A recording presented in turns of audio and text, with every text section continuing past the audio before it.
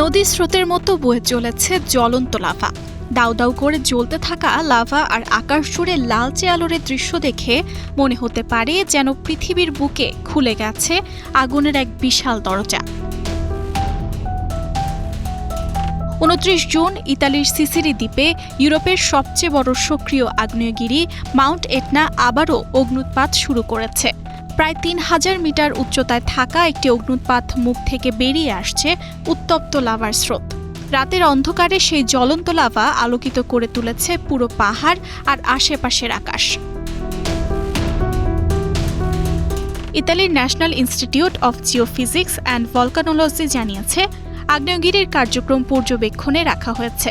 লাভার প্রবাহ ও ধোঁয়ার উদগীরণ অব্যাহত থাকলেও পরিস্থিতি এখনও নিয়ন্ত্রণে রয়েছে। প্রকৃতির এই অগ্নিময় রূপ একদিকে যেমন ভয় জাগায়, অন্যদিকে তেমনই মুগ্ধ করে বিশ্বের অসংখ্য মানুষকে।